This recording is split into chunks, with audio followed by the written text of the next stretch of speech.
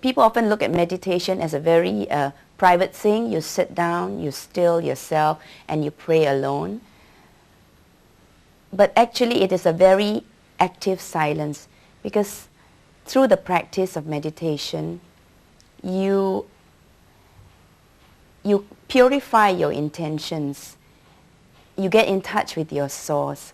So when you come out into your normal life, your daily life, you act out of this deep center of energy that you have cultivated or brought into your awareness, your daily awareness. And there is a great desire to reach out to others. You feel more compassionate. You are more aware of what's happening around you. And there's a great desire to help people in whatever way when they reach out to you, helping others to pray better, or like for me, I help in my daughter's school in the single parent program called Rainbows, and I reach out to children from single parent families, and I'm able to, I feel that through my meditation practice, I am more loving. I can feel more love. It comes more easily, even to people who are not very lovable, I am able to project or feel the love. So it's coming from a source very deep within me. I think for me, meditation has given me more trust in God. I'm less fearful. I'm still afraid of dying, but the fear is not as intense as before I started to practice meditation.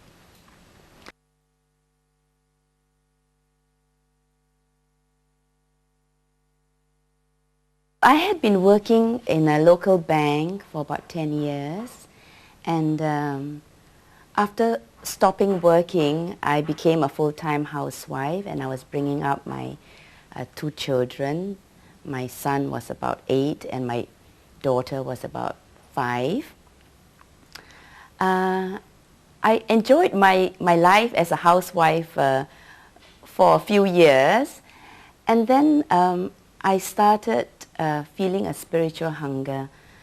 What we were doing was just like going to church on Sundays. There was not very much other spiritual activities because we were, my husband was busy in his workplace, and I was a busy mother, trying to manage the household in whatever way I could.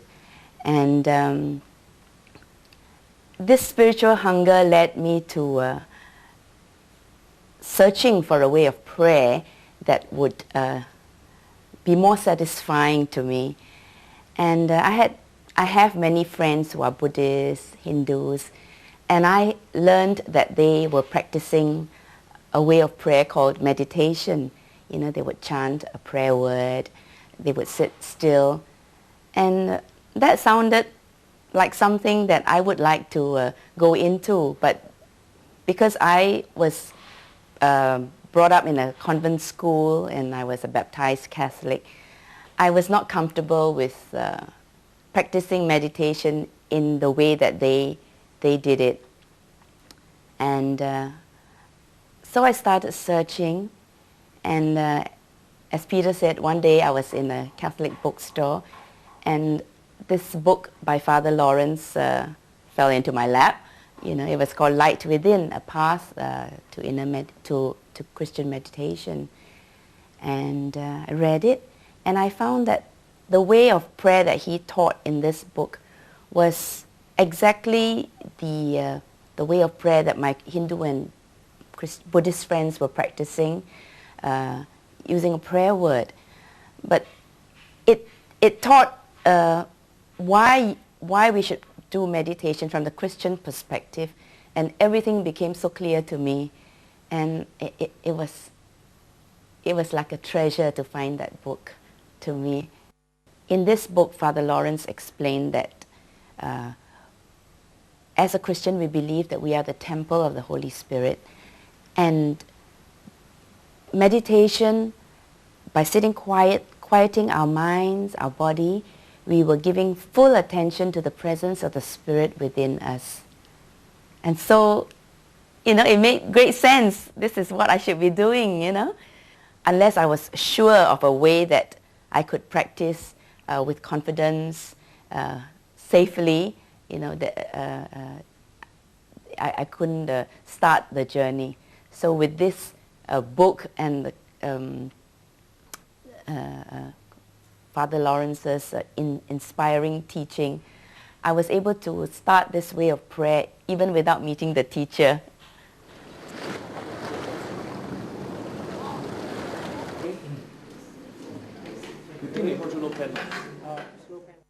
This gives them the chance to meet each other, and we felt that this gathering will strengthen their practice as well as give them the opportunity to meet each other and to be inspired by each other along this path, which is not an easy path. You tend to feel that nothing is happening, and you give up, and so meeting each other and maybe talking to each other about your problems as you practice this way of prayer could keep you on the journey. So my brothers and sisters, welcome once again to our weekly meditation group. Patricia and I are very delighted to see all of you again, turning out faithfully for this group meeting. I think when people gather together to pray together, they become very unified in spirit because they become silent together and become very connected at a very deep level, not the level that we are normally at, just the talking action level. So at this deep level, even though we do not know much about each other's personal life, I think we become very close friends.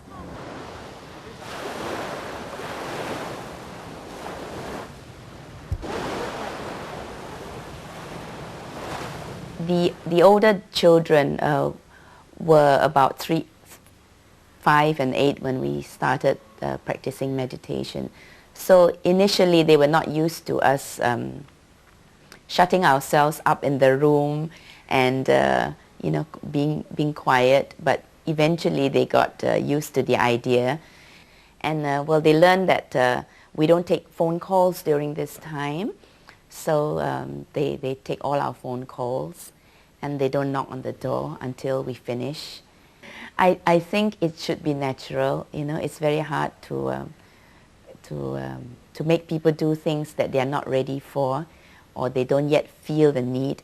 I am not as anxious when it comes to dealing with my children. Of course, I hope the best for them, but with the practice of meditation, I learned not to be so anxious and stressed up about the day-to-day happenings, and I'm just happy if they are happy. If they don't do as well as I had expected them to, I don't feel a great anxiety because I know that the main thing is that they are loving and lovable people, and that is like the goal in life.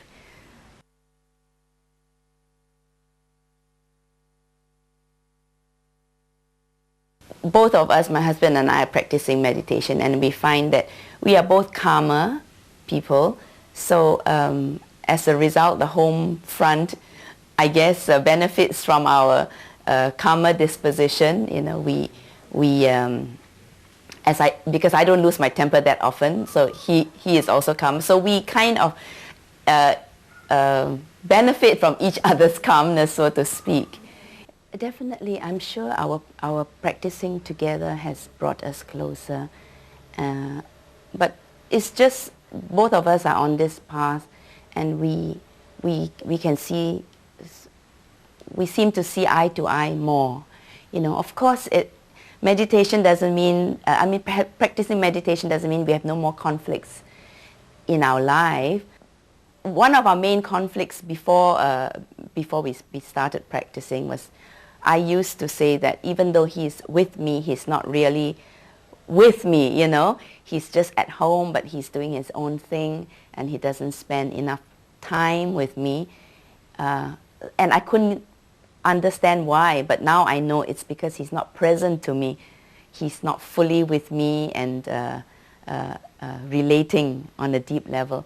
So somehow, because we have both been practicing meditation, I think it comes naturally. So I don't miss him as much as I used to, you know. And yeah, and we don't have so many misunderstandings. So in a way that creates more harmony in our relationship. Yeah, and we enjoy each other's presence more because we are more conscious of wanting to live in the present and not be always distracted by future plans or past problems.